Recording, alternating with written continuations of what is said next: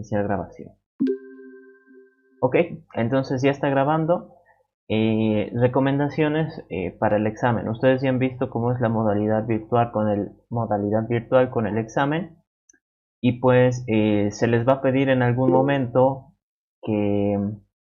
A ver, no sé si es que me están diciendo. Sí, justo de eso también les quería hablar. Está aquí preparada, aquí la tengo ya abierta. Empezaré con esto primero y después les explico lo de la práctica. En el examen lo que se les suele pedir a ustedes es de que suban sus códigos en un comprimido. Entonces, por ejemplo, nosotros esto es lo que hemos hecho durante todo el semestre, ¿no? Varios ejercicios. ¿Qué es lo que pasa? De que, ay, bueno, casi lo cierro. De que la alicen y les va a pedir que lo suban eso en un comprimido. Entonces, aquí esta carpeta donde están todos nuestros programas que hemos avanzado durante el semestre, ¿qué es lo que tienen que hacer?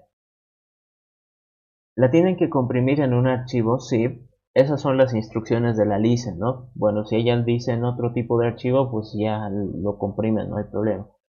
En este caso, yo tengo el WinRAR, que creo que es el que la mayoría tiene. Entonces le echo clic derecho a mi carpeta y como ven, fácilmente me dice añadir a intro.rar. Eso es comprimirlo. En este caso, pero lo está comprimiendo en un archivo RAR. Si es que yo quisiera comprimirlo en un .zip, le tendría que seleccionar esta opción, que esté en un .zip. Y le digo OK y con eso ya se está comprimiendo. Y como ven, toda la carpeta ahora está en un solo archivo, el cual se puede subir a la página del Moodle. Si ustedes han notado, también yo lo que les suelo enviar es un archivo comprimido, que ustedes cuando lo descargan, lo tienen que extraer y revisan ahí los códigos, ¿no? Entonces esa sería la recomendación con los archivos. Si es que les piden sacar fotos o enviar código o algo, envíenlo en un comprimido, ¿no? No envíenlo en un Word o en un PDF o no lo hagan así. Pónganlo en una carpeta, clic derecho y lo comprimen, ¿ok? Esto también como recomendación para la práctica de auxiliatura. ¿Ya? Y como decía su compañera Nicole, pues la práctica de auxiliatura ya está lista, está acá, ya la tengo preparada. Y es un ejercicio, ¿no? El ejercicio es de los 10 puntos. El límite de tiempo es hasta el 24 de diciembre, o sea, el día de su examen, cosa de que yo también lo pueda calificar las prácticas y puedan conocer ustedes su nota y en caso de que hubiera algún reclamo, pues me escriben y quedamos cómo hacer, ¿no? La implementación aquí es estrictamente en BlueJ, ¿no? No tiene que ser ni en DFD ni en PCInt, tiene que ser en BlueJ. Me lo tienen que enviar como en el anterior parcial a mi correo en un comprimido con sus apellidos y sus nombres, ¿no? Tengan mucho cuidado de que si no me mandan su nombre, pues yo no voy a saber a quién le voy a tener que poner la nota. Ok, entonces el ejercicio no lo vamos a leer ahora, simplemente es para que ustedes vean de que ya está lista. Se las voy a pasar por WhatsApp más cachito cuando terminemos la clase, cosa de que ustedes ya puedan empezar a realizarla desde el día de hoy. Ok, las recomendaciones que les puedo dar, pues concéntrense en su examen, ¿no? Ya que es la próxima semana. Tenemos una clase todavía, pero a partir de ahora les estoy dando las recomendaciones. Concéntrense en su examen. La Licen Corina, pues no tiene miedo a anular exámenes, así que mucho eso de, oye amiguito, por favor ayúdame. Se arman grupitos tal vez. Me ha pasado a mí con la práctica de auxiliatura del anterior semestre, digo del anterior parcial, que había mucha copia. Entonces, la Liz en Corina no va a ser tan permisiva como yo. Además de que con ella ya son 70, 80 puntos, creo, ¿no? Así que tengan mucho cuidado. Traten de estudiar, traten de pasar, traten de hacer ejercicios y en el examen pues concéntrense en sus propios asuntos, ¿no? Ahí, no traten de compartir sus soluciones con el amigo. ¿Ok? Esas serían un poquito las recomendaciones. Lo último que vamos a avanzar, yo creo que va a ser ArrayList. No creo que haya avanzado algo más la licencia. Si no, me avisan y lo revisamos la siguiente semana también.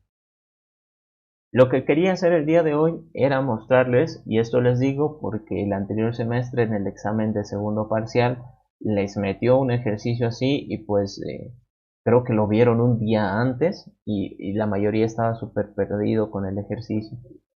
Entonces en este caso lo que yo quiero hablarles es de que hemos visto lo que vendrían a ser colecciones, ¿no?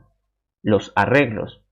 Un arreglo nos permite a nosotros agrupar varios datos que pertenezcan a un mismo tipo, ¿no? Por ejemplo, arreglos de int. Veíamos arreglos de int con su nombre y ta. Veíamos también que se pueden crear arreglos de string, de persona, ¿no? Que era una clase que, bueno, siempre, siempre se usa, pero estaba ahí creada. Entonces, los corchetitos, estos de acá, indican que es una colección. Colección. Entonces, en nuestro caso, estas colecciones pues nos benefician en el sentido de que si yo tengo 15 datos de tipo entero, no me conviene manejar 15 variables, me conviene tener un arreglo, una sola variable que los agrupe a todos. ¿Qué es lo que pasa? Una operación que se suele utilizar mucho y a veces es muy importante es el ordenamiento de arreglos. Ordenamiento. No sé si lo han visto con la LISEM, pero de todos modos lo vamos a hablar el día de hoy. Y vamos a hablar del algoritmo de ordenamiento, pues, si no el más fácil, uno de los más famosos, que es el ordenamiento burbuja. Burbuja.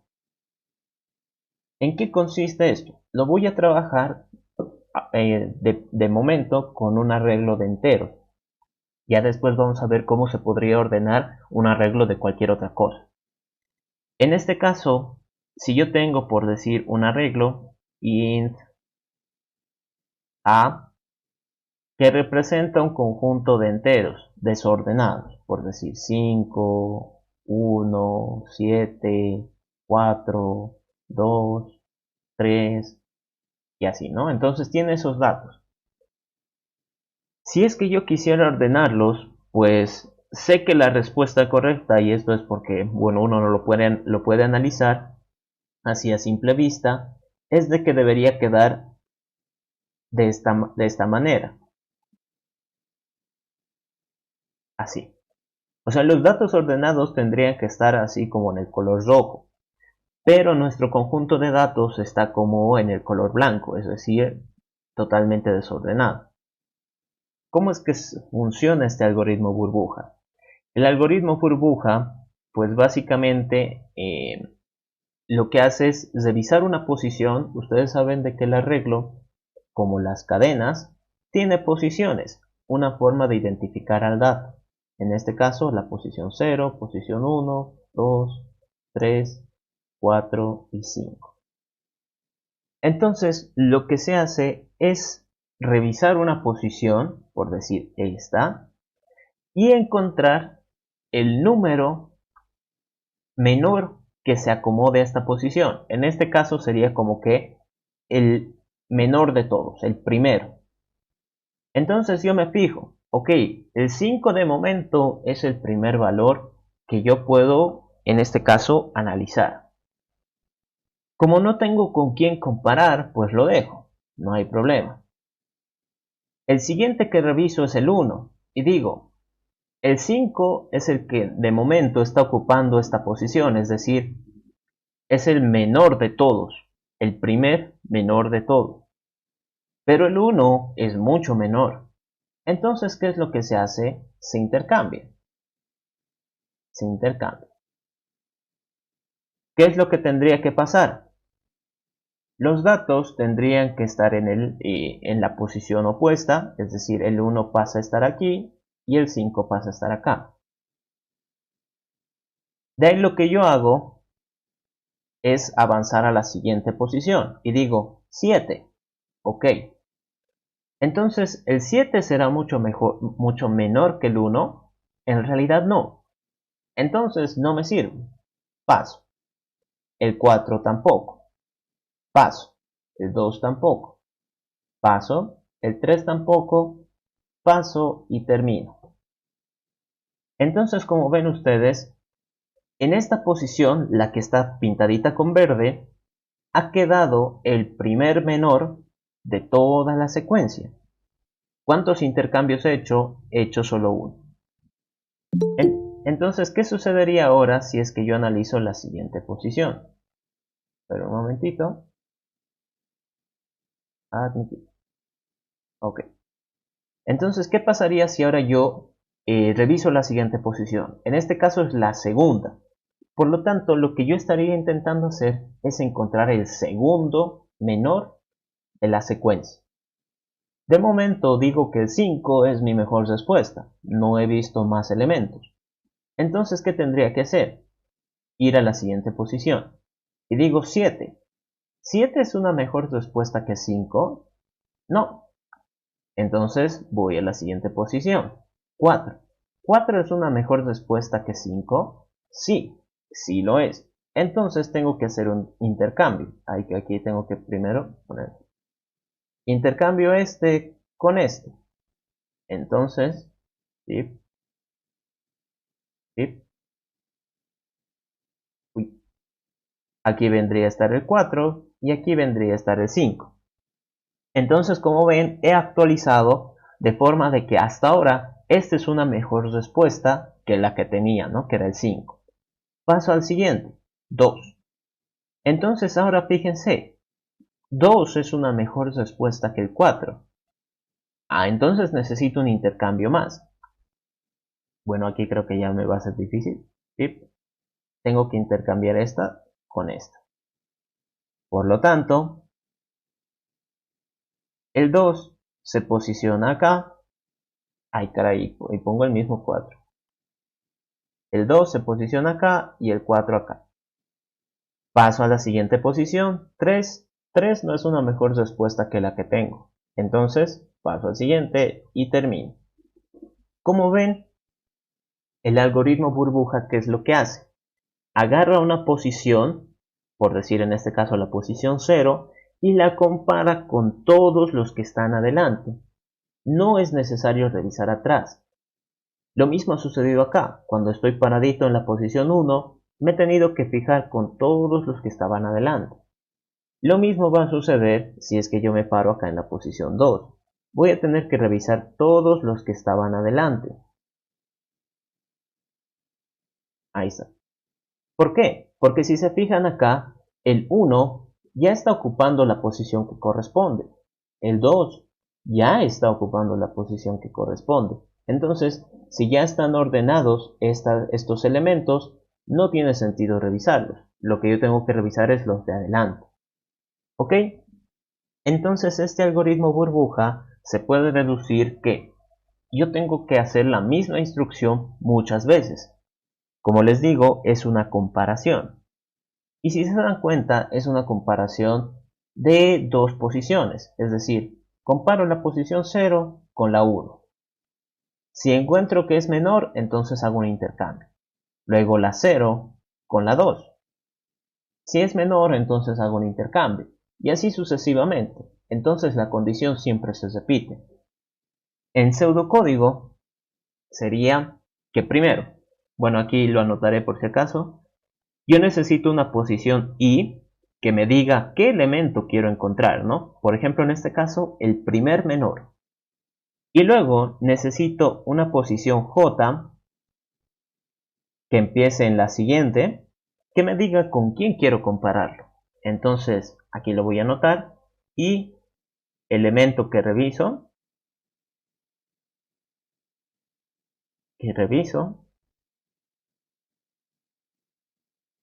y j, ay caray,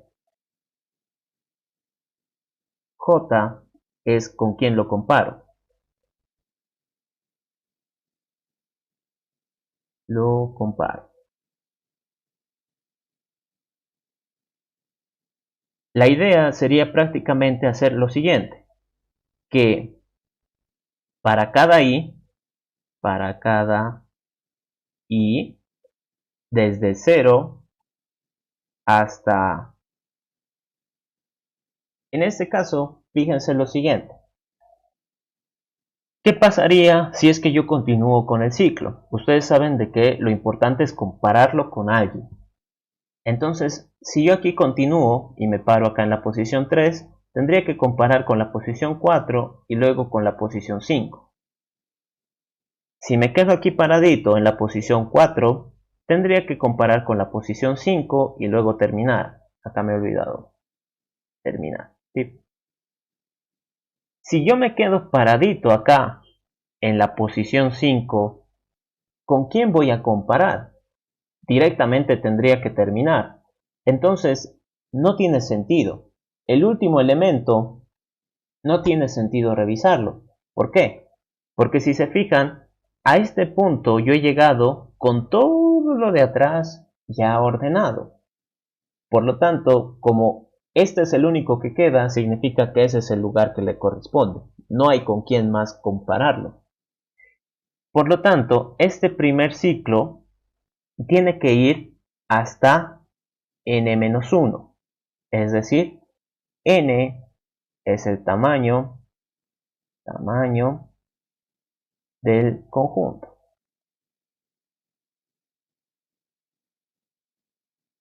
Luego hago un segundo ciclo para cada j desde aquí, fíjense. Entonces, si i fuera 0, j ¿dónde tendría que empezar? En 1. Si i fuera 1, es decir, estoy paradito acá, el color amarillo, j ¿dónde tendría que empezar? En 2. Entonces, siempre j va a ser el siguiente de i, es decir, empieza en i más 1 hasta, y acá fíjense, j va a seguir avanzando hasta que en algún momento llegue al final. Una vez que llega al final y se pasa, ese ya no lo tiene que contar. Entonces, este sí o sí tiene que ir hasta el final, hasta n. ¿Y qué es lo que decimos? Si, en este caso, bueno, mi variable se llama a, si a en la i había sido mayor a el elemento en la posición j, entonces tengo que intercambiar. Intercambiar.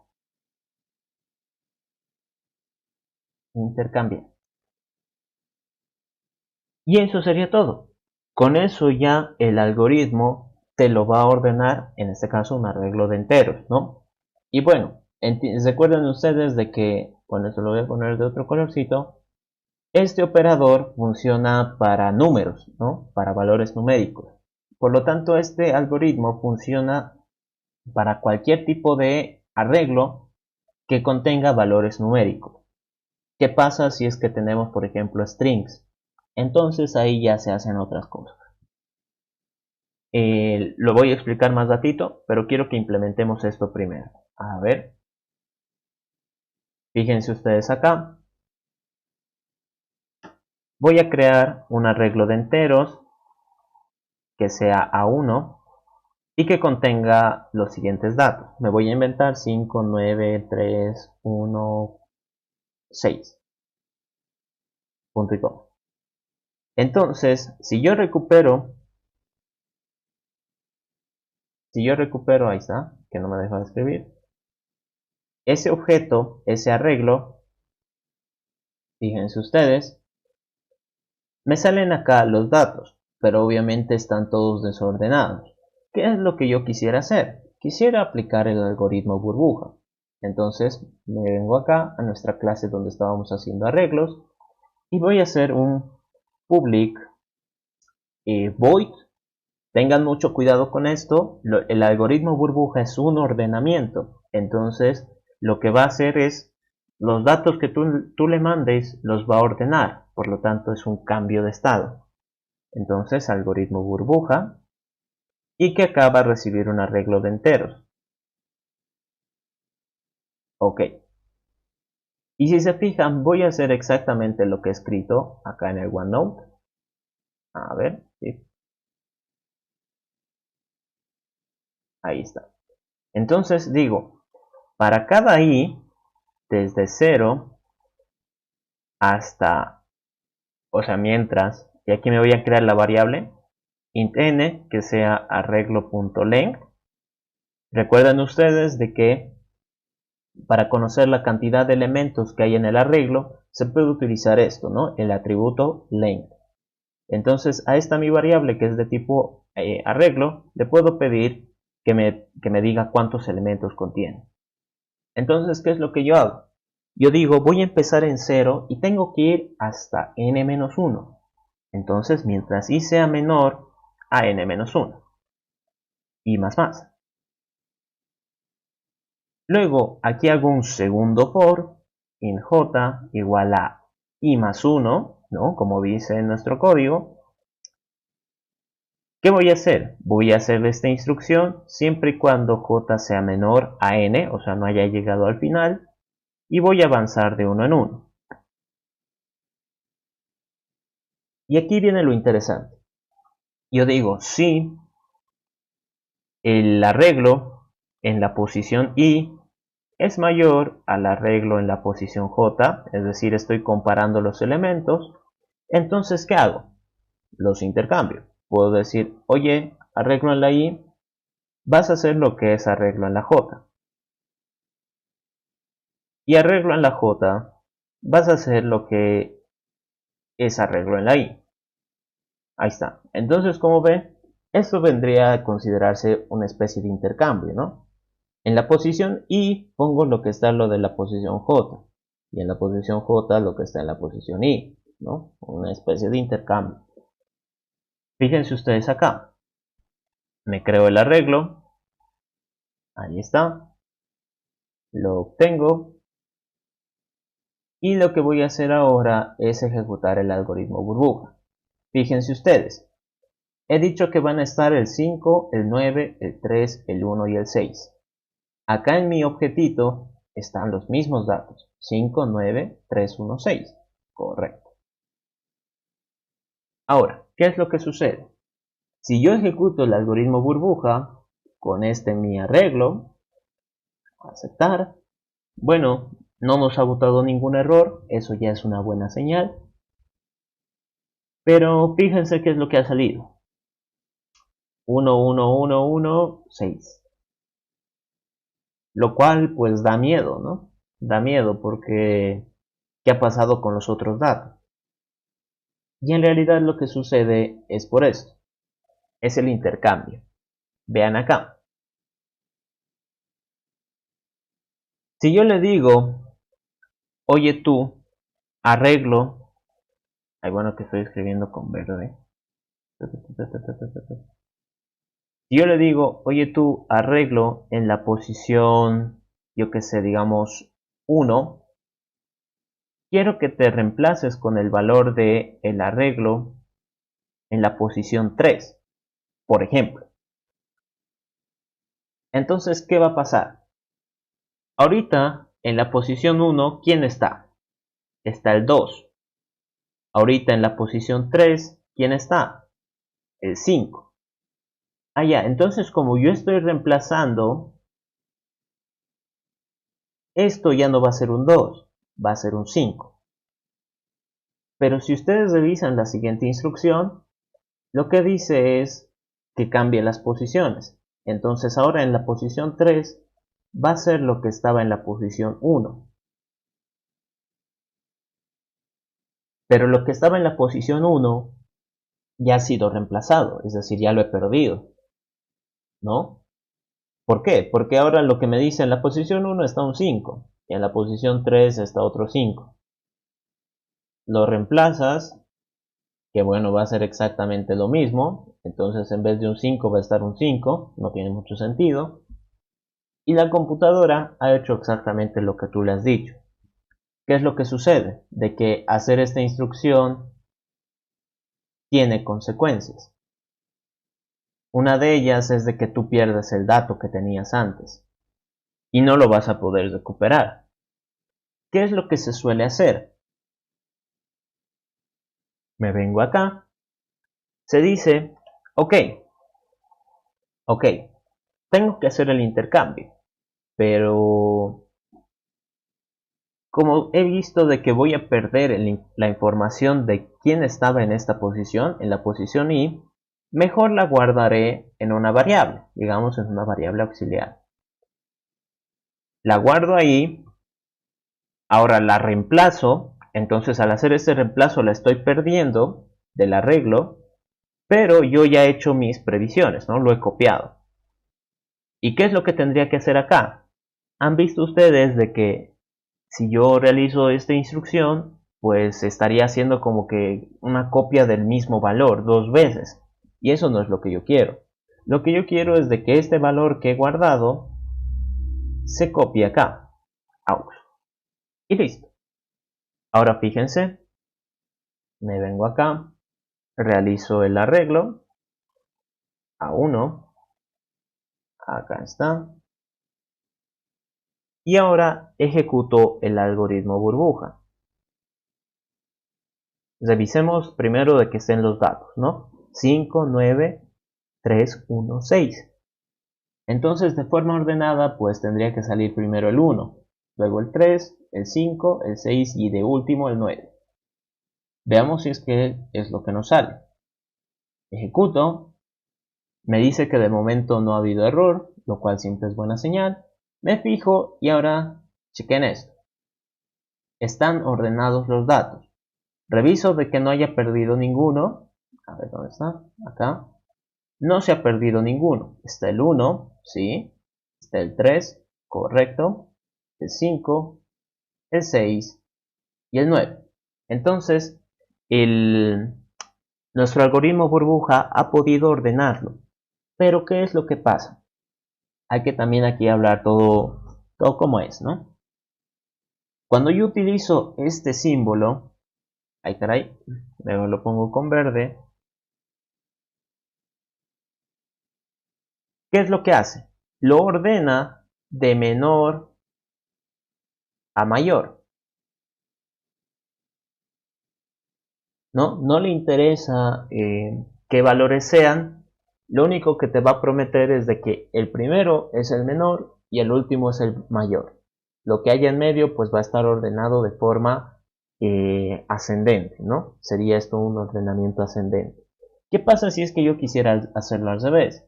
Pues fácil, lo único que habría que hacer es cambiar el signo, menor. Y eso, entonces al hacer ese cambio de signo, lo va a ordenar de mayor a menor. Es decir, un ordenamiento descendente. ¿Ok? Entonces eso sería prácticamente hacer el algoritmo burbuja con un arreglo de enteros. Este algoritmo funciona para todo tipo de arreglos numéricos, ya sea con double, con long, con float, int, no sé, short. Todos esos pueden usar este algoritmo e igual van a seguir funcionando. Ahora, ¿qué sucede si es que, por ejemplo, yo tengo un arreglo de personas? ¿No? Aquí recuerden persona, que es una clase. Y como ya les había dicho, se puede crear un determinado conjunto. Por ejemplo, aquí creo que tenemos un ejemplo, ¿sí? Entonces, por ejemplo, acá hay un arreglo de 15 personas. Ahora la pregunta es, ¿cómo podría yo ordenar ese arreglo? ¿Cómo podría ser yo de que, yo qué sé, las personas estén ordenadas por edad, por ejemplo? Lo que habría que hacer es, venimos acá, primero me fijo. En este caso, si yo manejo la edad, ¿no? Un valor numérico, ¿no? Numérico, podría utilizar este algoritmo. ¿Por qué? Porque como les digo, este símbolo está diseñado para valores numéricos. Y acá el único valor numérico que tengo es la edad. Entonces un ordenamiento por la edad podría ser lo más sencillo. Veamos acá. Me copio todo esto y le digo en este caso que en vez de un arreglo de enteros voy a recibir un arreglo de personas. Y ahora vean lo que me sale. Me dice estás utilizando mal ese operador. Lo que tú me estás dando es un conjunto de personas. Entonces, este operador, que es el operador mayor, a ver, ahí está, este de acá, solo se puede aplicar con valores numéricos. Entonces, o cambias su algoritmo o me das un valor numérico. Vean ustedes acá, la clase persona tiene un método, bueno, aquí le voy a poner public. Uy, se me cayó. Acá le voy a poner public para tener el método disponible. Y lo que yo tendría que hacer acá es, cuando le pido acá que me revise una posición, me está entregando un valor. ¿Qué tipo de valor? Un objeto de la clase persona. Entonces, como esta operación es prácticamente un acceder, yo puedo ponerle el operador puntito y usar los métodos de la clase persona. Como ven, acá está el getEdad. Y este otro es otra persona, pero también tiene su método getEdad. Entonces revisamos getEdad, acá está. Y bueno, aquí no, aquí tendría que ser persona, ¿no? Esto sí tiene que cambiar, persona. Ahí está. Y ahora sí funciona. Como ven, en este caso estamos ordenando un arreglo de personas según la edad. Y una vez de que yo tenga que hacer un intercambio, el tipo de dato ya no va a ser de tipo entero, va a ser de tipo persona.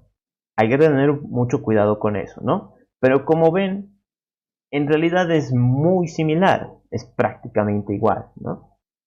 A ver, en este caso me voy a crear acá mi arreglo de personas que tenga 5 personas y le voy a decir estudiantes en la 0 va a ser igual a new persona. Me voy a crear acá un pequeño arreglito. Acá 0, 1, 2, 3, 4.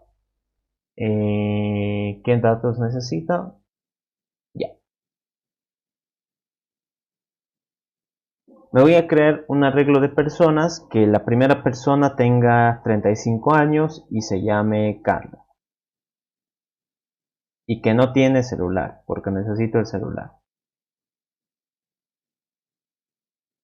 Tan, tan, tan, tan. Ya. Entonces la segunda persona va a tener 25 años y se va a llamar Marta.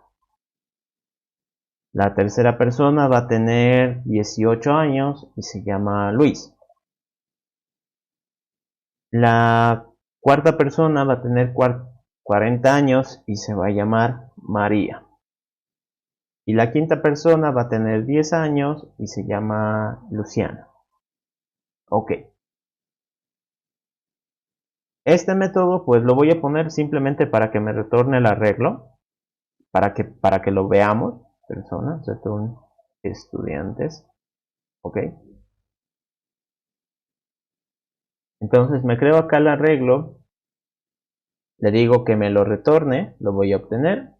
Acá está. Entonces, como ven, acá está mi arreglito de personas, ¿no?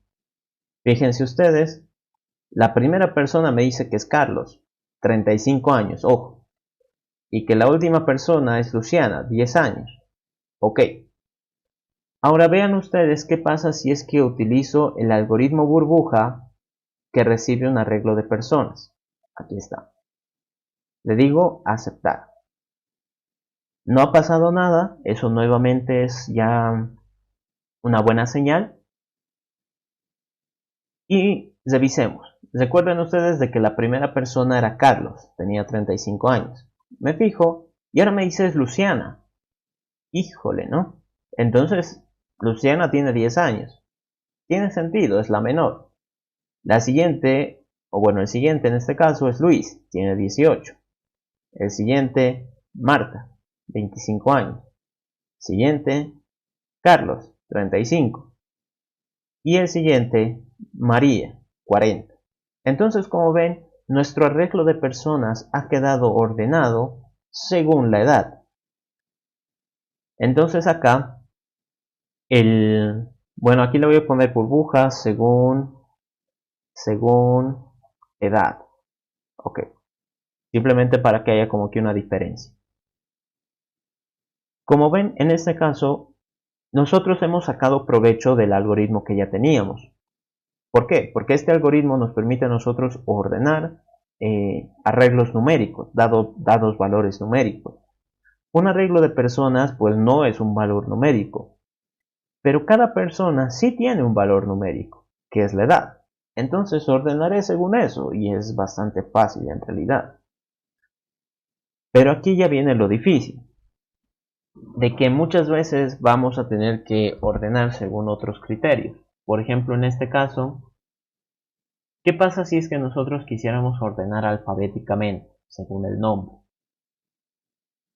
Entonces me pongo a pensar en el nombre y digo, ¿qué puedo comparar de ahí? Es una cadena de caracteres. Sé que tienen que estar ordenadas alfabéticamente, pero la pregunta es ¿cómo lo hago? Ahí se vuelve difícil. Entonces recuerden ustedes de que en este caso, ¿dónde está? De que en este caso string es una clase. Y como bien les he estado mencionando a lo largo de, bueno, las últimas 3 clases creo, string ya tiene métodos con los cuales podemos trabajar. Vean acá, no sé si lo tengo, no creo que acá no estaba, aquí en uso string. Acá, como ven, están muchos de los métodos que nosotros podemos utilizar con string. Un punto length, to uppercase, to lowercase, equals, equals ignore case, charat. ¿Cuál de ellos nos podría servir para, digamos, hacer nuestro propio ordenamiento en orden alfabético? Este problema, pues, ha sido, bueno, es bastante requerido en realidad en la vida real. ¿Por qué? Porque la mayoría es como que utiliza listas de estudiantes, utiliza listas de cursos, utiliza listas para las compras. Entonces, una forma de ordenarlo, porque en realidad todo eso es texto, ¿no? Una forma de ordenarlo era bastante necesaria. Aquí lo voy a anotar, orden alfabético. Alfabético. Para strings. Como les decía, este problema pues era bastante común y uno necesitaba solucionarlo rápido, no necesitaba crear su propio método. Es por eso de que Java ha metido un método, o bueno, ya hace tiempo ya lo metió, en la clase strings que se llama compareTo. compareTo. No voy a entrar en detalles de cómo es que trabaja este método. Lo único que vamos a hacer es utilizarlo. Ya saben ustedes, si hay métodos que nos ayudan a resolver una tarea, pues mejor utilizarlo. Salvo que la tarea sea hacer ese método, ¿no? Ahí ya no tiene chiste. Entonces, este método compareTo recibe acá una cadena, string otra.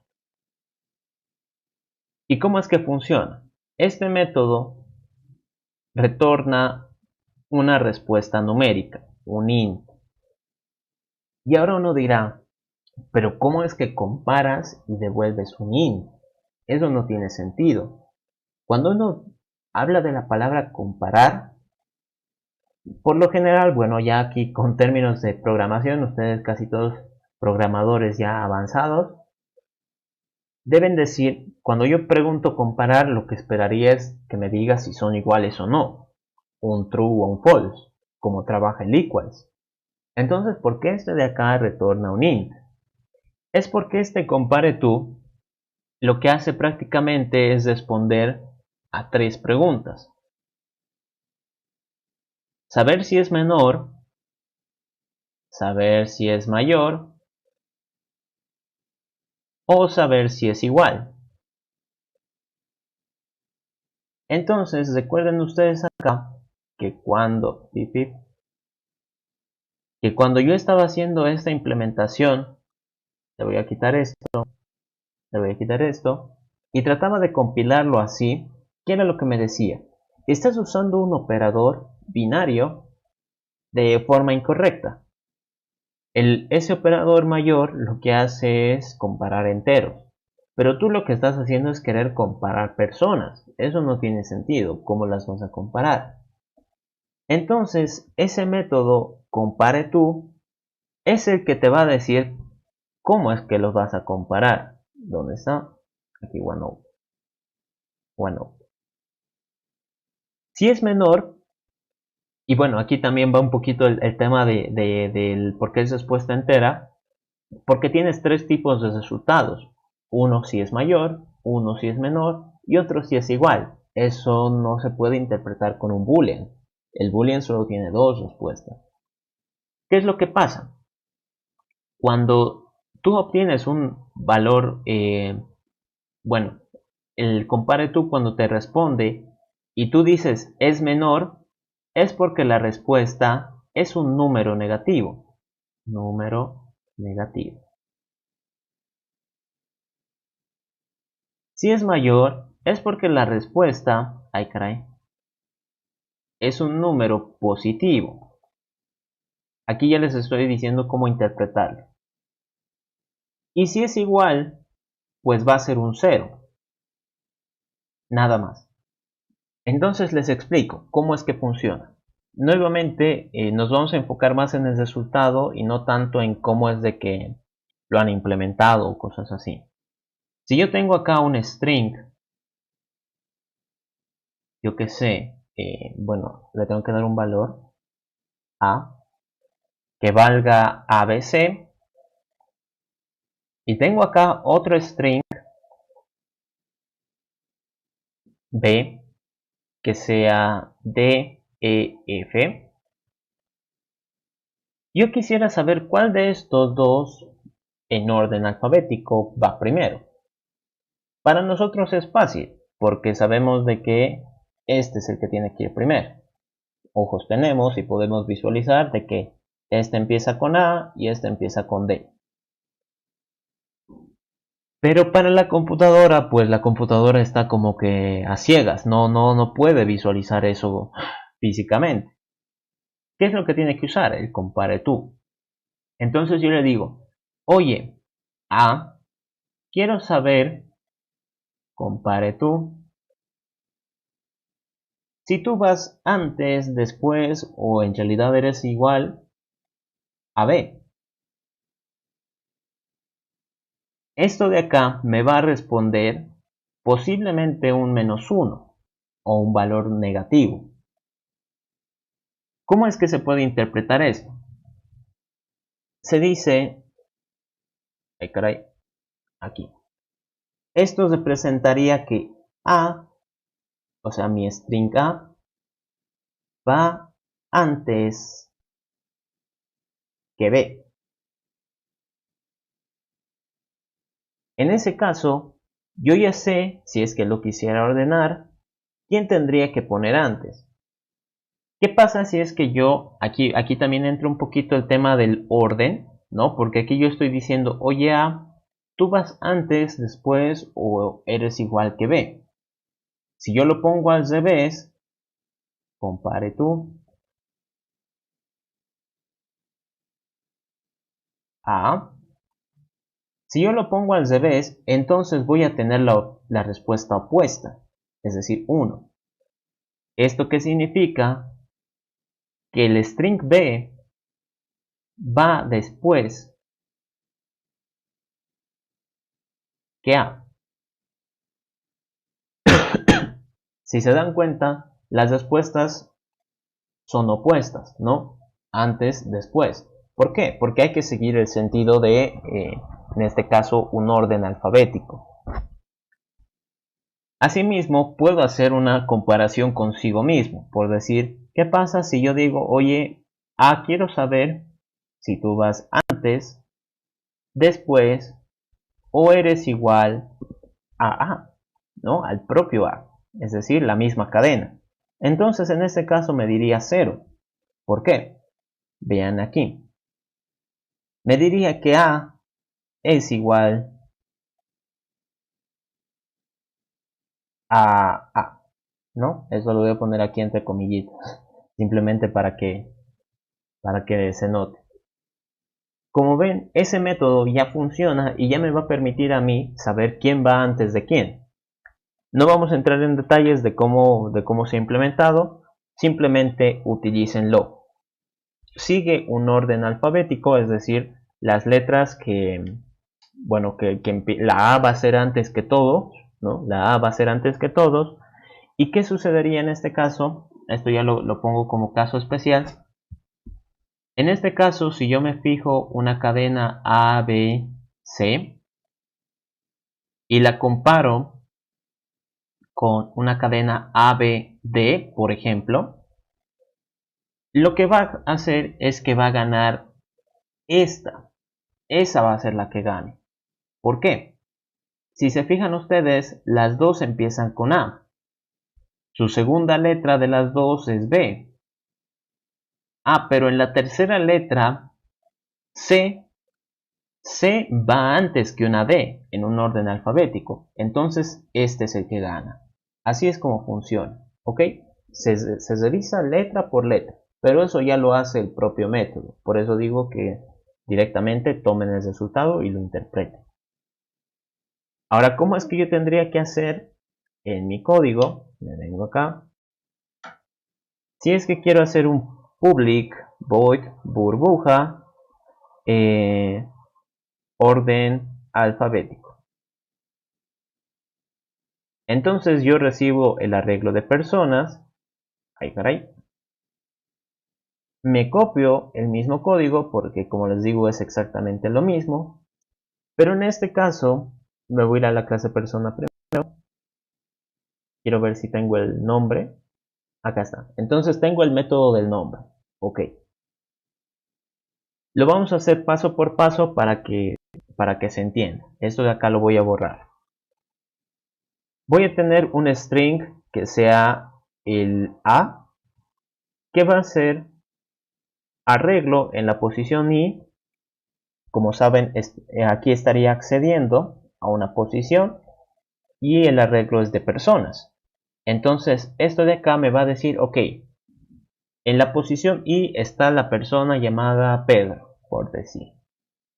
Ok, a esa persona yo le quiero pedir su nombre. Nombre, pip, y listo. String B, que va a ser al que se encuentra en la posición J. A ese mismo le quiero pedir su nombre. Ok, entonces ahora ya conozco los dos nombres y lo que tengo que hacer ahora es comparar. Le digo a.compareTo B. Ay, caray. Si trato de compilar esto, me va a decir int no puede ser transformado a boolean, ¿no? Olviden de dónde está marcándome ahorita el error. Lean lo que dice abajo. Int no puede ser convertido a boolean. Eso es verdad, porque el if lo que hace es trabajar con una condición booleana. Y si recuerdan ustedes, el compareTo devuelve un entero. ¿Qué es lo que yo tendría que hacer? Lo que a mí me tiene que interesar es tratar de igualar el algoritmo burbuja en base a a la interpretación que tengo, el resultado que obtengo. Aquí, si se fijan, se utiliza el símbolo de mayor. Por lo tanto, si yo obtengo el equivalente al mayor, es decir, un número positivo, entonces yo tengo que hacer el intercambio. Entonces yo digo acá, si esa respuesta que he obtenido es mayor a 1, entonces hago el intercambio. Y listo. O bueno, no, mayor a 0, ¿no? Mayor a 0, aquí me estoy confundiendo. Tiene que ser mayor a 0, positiva, ¿no? Recuerden que los positivos siempre van desde el 1 hasta el infinito. Así que lo que nosotros tendríamos que preguntar es que si es mayor a 0. Ahora vean acá. Ejecuto el arreglo. Me obtengo las personas. Ok. Aceptamos. Cerrar. Y si me fijo, en este caso, la primera persona es Carlos. Bueno, aquí en el código lo podríamos ver más fácil. Acá. La primera persona es Carlos, luego Marta, luego Luis, luego María y luego Luciano. Bueno, en este caso creo que no han sido los mejores nombres. El Carlos tendría que ser el primero en orden alfabético, ya que su nombre empieza con C. Luego LM, sí, ¿no? Luego tendría que ir Luciana, ¿no? Luciana. Luego Luis, luego María y luego Marta. ¿Ok? Entonces Luciana tendría que ser la segunda persona en la lista, según el orden alfabético. En este caso, la segunda persona es Marta, por lo tanto no está ordenado y yo quiero ver si es que va a funcionar o no. De momento no nos ha dado ningún error, lo cual ya es buena señal. Y reviso si es que ha quedado ordenado o no. El primer elemento me dice que es Carlos, lo cual está bien, porque o sea, era el que tenía, empezaba su nombre con C, entonces no había nadie antes de él. La segunda persona tenía que ser Luciana, recuerden que antes estaba Marta. Y efectivamente, está Luciana. La tercera persona tendría que ser Luis. Correcto, Luis. Luego tendría que ser María, efectivamente, y luego Marta. Ahí está. Entonces, como ven, ¿dónde está? No he puesto la clase equivocada. Acá. Entonces, como ven, gracias a esto, que es básicamente una idea muy similar a lo que hemos hecho acá arriba, que es comparar, he podido hacer un ordenamiento según un orden alfabético. Recuerden que el orden alfabético, pues primero son las A's y así sucesivamente hasta la Z. ¿Qué pasa si es que quisiera invertir el orden? Pues va a ser exactamente lo mismo. En vez de poner acá un mayor, le pongo un menor. Y con eso se invierte el orden. Así de sencillo. Lo voy a dejar como estaba, simplemente para que todo quede de forma ascendente. Y básicamente eso sería. Con eso ustedes ya podrían realizar ejercicios y realizar los ordenamientos si es que fuera el caso. Les digo esto porque el año pasado, bueno, el anterior semestre, les pusieron un ejercicio en el examen que era ordenar un arreglo de nombres, creo, o algo así. Y pues eso yo no le llegué a ver porque los arreglos lo avanzó súper rápido la Lisa. Creo que en 2 clases lo acabó y no hubo tiempo. Así que ahora les estoy indicando, cosa de que ustedes estén más preparados. Y pues creo que eso sería lo último que tendríamos que ver con arreglos. ¿Dónde está? Los ordenamientos. Lo que tocaría ahora es hablar de colecciones que pueden crecer a voluntad. Algo que yo les he mencionado cuando hablábamos de nuestros arreglos acá es de que sí o sí necesito conocer la cantidad de elementos que quiero guardar. Si por decir se está creando un curso con cupo para 15 personas, entonces el cupo es 15 personas, así de sencillo. Que en el espacio digo en el auto tengo espacio para 6 personas. Ok, entonces 6 personas. Listo, nada más. ¿Qué sucedería ahora si es que yo quisiera interpretar, por ejemplo, la inscripción al examen de ingreso de la universidad? Híjole, entonces ahí ya no sé con exactitud cuántos van a entrar. Un año puede que entren, que postulen 100. Al siguiente puede que postulen 1000. Al siguiente puede que postulen 473, yo qué sé, ¿no? Entonces eso hace que muchos problemas de la vida real sean cambiantes. Pueden ir creciendo o disminuyendo. Por lo tanto, es necesario que conozcamos nosotros una de datos, colección de datos que crezca, y caray, y lo escribo mal, crezca a demanda.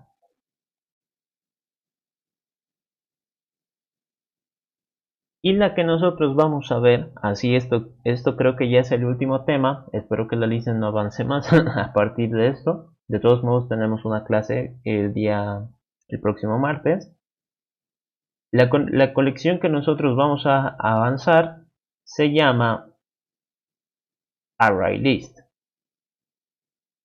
Array List. Entonces, primero empezaremos por analizar el nombre. Lo que dice el nombre es una lista, ¿no? Esto, por nuestro conocimiento en inglés, podemos deducir que es una lista. Y acá nos sale una palabrita, array.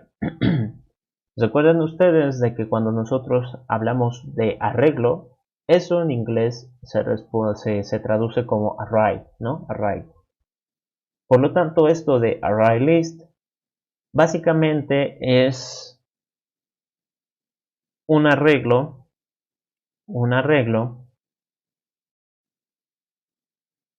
que crece, ¿no? Así en síntesis, que crece. ¿Cómo es que lo puedo utilizar? Primeras pistas. Acá la primera letra empieza con mayúscula, por lo tanto significa que es una clase. Recuerden ustedes que cuando veíamos string, les decía string no es un tipo de dato primitivo. Una de las características que tiene es de que le puedo ejecutar métodos, ¿no? Tiene un comportamiento. En cambio, si yo a un int, por ejemplo, quisiera ejecutarle un método, Java me va a sopapear, me va a decir qué cosa estás haciendo, me estás haciendo quedar mal aquí enfrente de toda la gente, anda a aprender, ¿no? Entonces eso es lo que me va a decir. Y en este caso, al decir ArrayList, la A mayúscula ya nos está indicando que es una clase. Lo que pasa con esta clase es de que no es como en string. Si revisamos acá, cuando yo, cuando yo quería utilizar un string, directamente lo ponía y hacía lo que tenía que hacer, ¿no? En este caso estaba recuperando nombres, ¿no? Nombres. ¿Qué sucede con ArrayList? Me voy a poner acá otro método, public void ArrayList, simplemente para que lo vean. Si yo me creo acá un ArrayList, ¿no? Como lo he escrito, ArrayList, y le pongo un nombre que sea, yo que sé, variable, ¿no? Y me estoy inventando, y trato de compilar, ¿qué es lo que sucede? Me dice, no puedo encontrar el símbolo clase ArrayList. Entonces, ¿qué es lo que sucede acá? ¿Les estoy mintiendo? No, en realidad no. Lo que pasa es de que este ArrayList ya es considerado una librería. Piensen ustedes como cuando, por ejemplo, no sé, están investigando algo, ¿no? Están investigando algo y necesitan tomar una foto, ¿no? Yo creo que en este momento todos están con su celular a mano, tal vez ninguno me está atendiendo, pero de todos modos yo creo que la mayoría está con el celular cerca. Entonces eso vendría a ser como el string, de que tú lo tienes a la mano y lo puedes utilizar cualquier rato. ¿Qué es lo que pasa con esto? ArrayList vendría a ser como que tal vez no he encontrado la información en internet y voy a tener que ir a buscar un libro. Híjole, ¿no? Ya uno todo lo ve por internet, por la computadora, que ya ni sabe usar un libro. Entonces, ¿qué va a pasar acá? Voy a tener que ir hasta la biblioteca o hasta mi estante, donde sea, y sacar el libro y buscar la información que yo necesitaba. Lo mismo hay que hacer acá. Esta clase se encuentra en una librería, que vendría a ser como por decir un estante, ¿no? Está ahí guardadito para cuando tú lo necesites. ¿Cómo le digo yo que quiero utilizarlo? Fácil. Hay que decirle de dónde lo tiene que ir a sacar. Recuerden, esto es como si fuera una biblioteca o estaría el libro en un estante, ¿no? Entonces yo le tengo que decir de dónde tiene que ir a sacarlo. ¿Cómo hago eso? Le digo import, ¿no? ese import sería como que, ok, tienes que ir a la biblioteca, al estante no sé qué, que está en la sección B, en el nivel 4, yo qué sé. Entonces ese import es decirle, aquí está la dirección. Y acá yo le tengo que poner java.util.arraylist. Y con eso recién compilo. Entonces este import es decirle, ok, necesitas ir a traer la información de la biblioteca, de algún estante. ¿Cuál estante? Este específicamente. El que está en la sección Java, en el nivel útil, y el libro se llama ArrayList. Así sería. Entonces, como ven, ahora sí me compila. Ok, interesante. Entonces, eso ya es una de las primeras cosas a tener en cuenta cuando nosotros trabajamos con ArrayList. Necesitamos hacer un import, y el import siempre es el mismo. Import java.util.arraylist. Punto y coma. Eso es lo que siempre tenemos que poner, y lo tenemos que poner encima del nombre de la clase. Aquí está public class, y no sé qué. Siempre tiene que ir al principio, antes del nombre de la clase. Si ustedes lo ponen donde sea, pues posiblemente les va a botar error o no les va a funcionar. Donde tiene que ir esto de los imports es arriba del nombre de la clase, ¿no? Tiene que ir ahí. Ahora, ¿cómo es que funciona esto? Recuerden ustedes, cuando hablábamos de los arreglos, decíamos son colecciones de datos. Pero el arreglo es una colección de datos del mismo tipo. Allá. Entonces, que ¿puedo guardar yo cualquier cosa acá? No. Son colecciones de datos, y aquí se me ha olvidado poner del mismo tipo,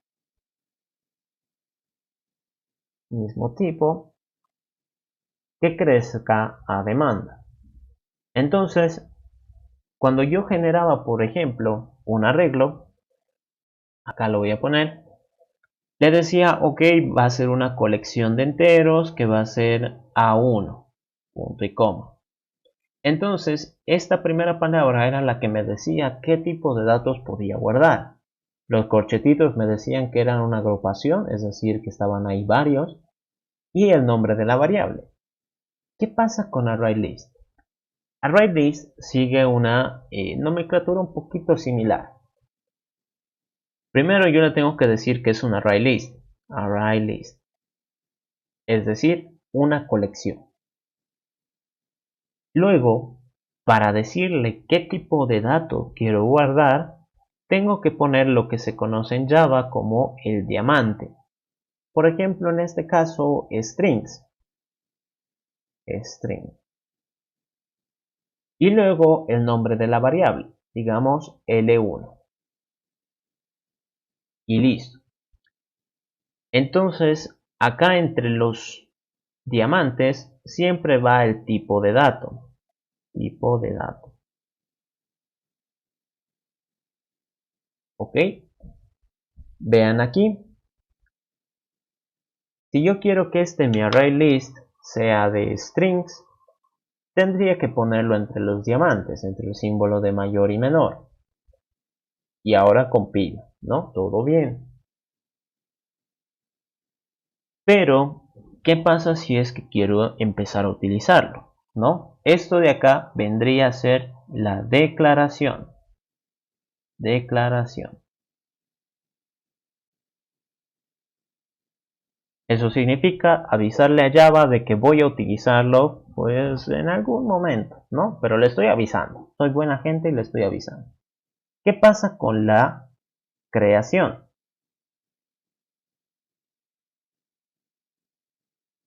Primero, aquí recordemos de que estamos trabajando con una clase. La clase se llama ArrayList. Y como todas las clases, tiene un constructor, ¿no? Eso lo voy a anotar acá arriba. Tiene un constructor. Tiene constructor. Por lo que, si es que yo ya quiero empezar a utilizarlo, tengo que crearlo. Tengo que decirle, ok, tienes que estar preparado para cuando yo te pida guardar elementos. ¿Cómo hago eso? Sencillo. Le digo, oye, L1, ay caray, L1 vas a hacer igual a un nuevo array list. Array list. Paréntesis. Recuerden que estos paréntesis son llamar al constructor. Y como no le estoy mandando nada, significa que el array list no necesita nada para empezar a funcionar. Punto y coma. Y listo. Con eso ya el array list está preparado para poder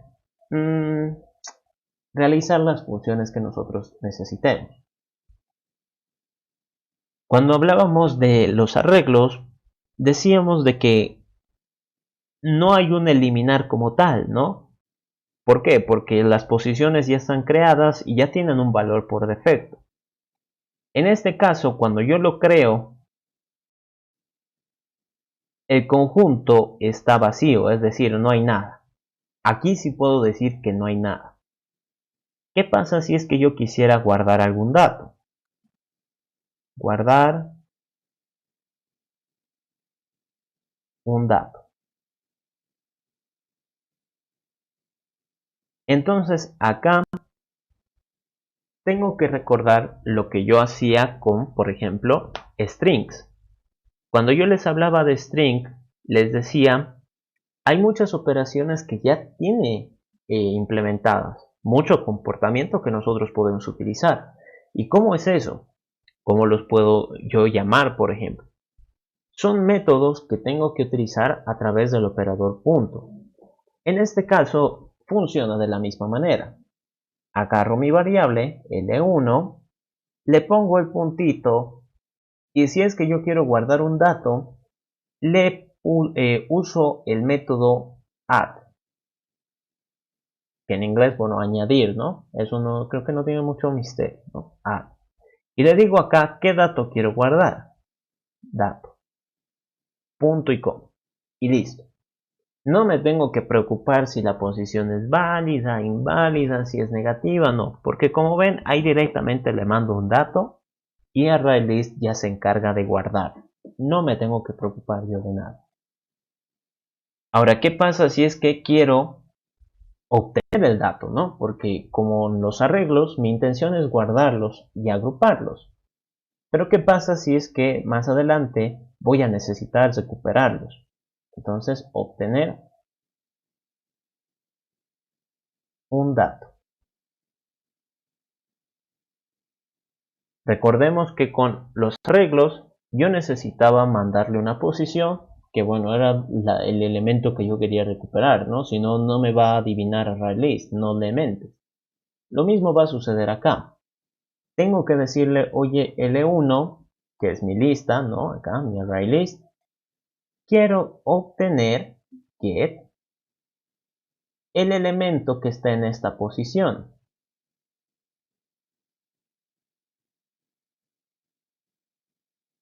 Aquí, igual que con los arreglos, puede botarnos un error. Tener cuidado. Tener cuidado. Puede botarnos un error porque si yo le paso una posición negativa o una posición muy grande, ¿no? Por decir yo tengo 3 datos en mi lista y le paso la posición 1000, entonces este me va a botar un error. Hay que tener cuidado. ¿Qué pasaría aquí? Aquí ya sí hablo con lo que es, porque en el arreglo, cuando nosotros hablábamos de un eliminar, les decían no existe un eliminar como tal. ¿Por qué? Porque la posición ya existe y ya existe con dato encima, no ya existe con un valor por defecto. Entonces un eliminar en un arreglo vendría a ser como volverlo al estado original, no es eliminar como tal. En este caso sí existe un eliminar. Eliminar un dato.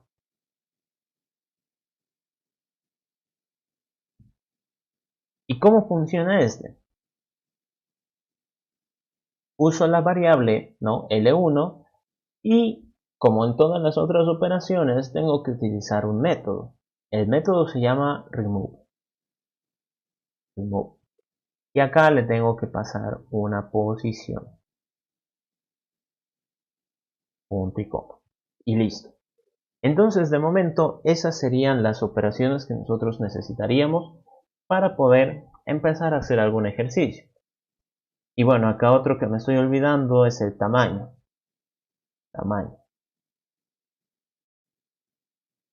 Aquí hay que hacer una mención especial. ¿Por qué? Porque el arreglo tiene su forma de obtener el tamaño, ¿no? Recuerden que es el length, ¿no? Punto length.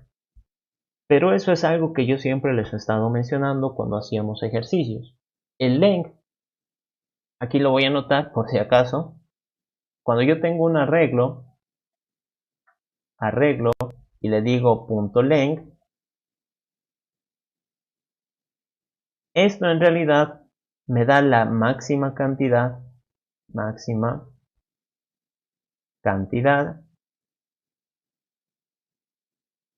que puedo guardar.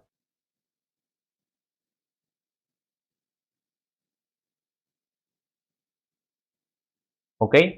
No me dice si es que he utilizado todos esos elementos, ¿no?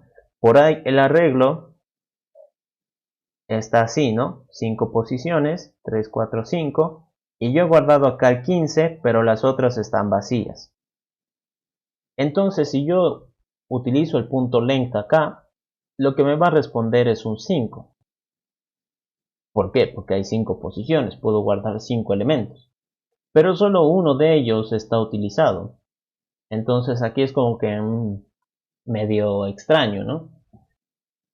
Por eso mismo hay que hablar con lo que es. El length es lo que da es la máxima cantidad que puedo guardar. No me dice cuántas posiciones han sido ocupadas. Eso ya es otra cosa. Pero en este caso, cuando nosotros hablamos de ArrayList, sí existe una función que me permite conocer la cantidad de elementos. Y es L1.size. Esto sí me dice cuántos elementos he guardado en la lista. Si he utilizado el método add y he añadido 5 datos, entonces el size me va a decir que tiene 5 datos. Nada más ni menos. Exactamente lo que es. Entonces fíjense ustedes acá, en mi coso aquí. Bueno, lo puedo hacer yo directo, eso también. Array list, ahí está. Y puedo acceder a todos los métodos. Variable, punto, control espacio. Y vean acá, lo mismo que sucedía con string. Tiene un montón de métodos que nos pueden servir a nosotros para realizar muchas operaciones. Como ven, acá está el primerito, el método add. ¿Qué es lo que dice? Añade un elemento específico al final de la lista. Luego está el método get. Retorna el elemento en una posición específica. Luego está el remove, ¿no? Acá el remove, que dice remueve un elemento en una posición específica de la lista. Y luego lo recorre. Este string, este remove, hay que tener un poquito de cuidado porque te retorna el dato, ¿no? Entonces tú todavía lo puedes recuperar, no es que lo hayas perdido. Luego acá está el size, ¿no? Que les decía, retorna el número de elementos en la lista y ya. Y bueno, aquí también hay un toArray que es como que nos puede servir igual. Size.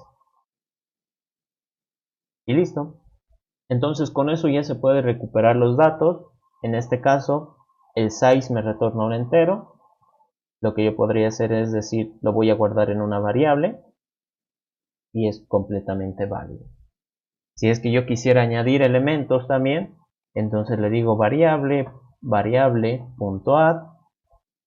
y acá le tengo que mandar un dato, ¿no? Por decir, como en este caso es una lista de strings, yo digo voy a tener un string llamado s que sea hola mundo. Hola mundo. Y quiero guardar ese string, s. ok, completamente válido. Igualmente puedo hacer en este caso variable puntual, yo que sé, había una vez, punto suspensivo, ¿no? Y también es válido. ¿Por qué? Porque le estoy mandando un string. Y listo. Algo que también tengo que mencionar antes de que acabe la clase, porque ya nos queda poquito tiempo. Este tipo de dato tiene que ser de tipo objeto. Es decir, no tiene que ser primitivo. Vean acá. Si yo trato de hacer un array list de int, me va a botar un error. Me dice tipo inesperado, se requiere una referencia. Eso quiere decir un objeto. Y lo que se ha encontrado es un int. Si yo le pongo, ay caray. Si yo le pongo que sea de char, más de lo mismo. Entonces, ¿eso qué quiere decir? Que yo no puedo tener array list de tipos primitivos. En realidad no. Lo que se puede hacer es utilizar la clase envolvente, que es integer. Y bueno, acá esto me va a botar error. Lo voy a poner aquí, entre comentario. Ahora sí. Entonces, como ven, ahora sí me funciona. Y es porque he utilizado la clase envolvente. ¿Eso qué es? Las clases envolventes, ya para ir terminando, lo voy a anotar aquí súper rápido. Bueno, debido a un pequeño gran problema y que tuve con la computadora, que se me reinició de la nada, la verdad no entiendo muy bien qué pasó. Lo que estaba por explicar era de que en este caso las clases envolventes que nos sirven a nosotros para representar tipos primitivos en forma de objetos. Las que más se pueden utilizar son en este caso las conversiones de int, char, boolean, long, double y tal vez incluso float, ¿no? Float, float. Las representaciones de tipo objeto, como ustedes pueden ver, siempre empiezan con mayúscula. Entonces esa ya es la primera pista que nosotros tendríamos que tener para darnos cuenta de que estos son objetos. En el caso de int y char, sus representaciones cambian de nombre, ¿no? Int se vuelve integer y char se vuelve character. En el caso de los otros tipos de datos primitivos que muestro acá, su nombre en tipo objeto simplemente es cambiar la primera letra por mayúscula, boolean, long, double y float. Entonces en este caso cuando nosotros querramos hacer un array list, por ejemplo de integer, nos bastará con ponerlo dentro de los diamantes. Si es que quisiéramos hacer un array list de chars, array list, tendríamos que poner acá dentro character, C1 por decir. Si es que quisiéramos hacer un array list de números decimales, entonces tendría que ser de double, de 1. Y así sucesivamente. Entonces, como ven en este caso, me compila sin errores. Eso era lo último que quería mencionar. Y bueno, con eso ya podríamos dar por concluida la clase. Eso sería todo. Muchas gracias por, bueno, acompañarme y por ver esta parte del video. Nos veríamos la siguiente semana o en una siguiente ocasión. Muchas gracias a todos. Hasta luego.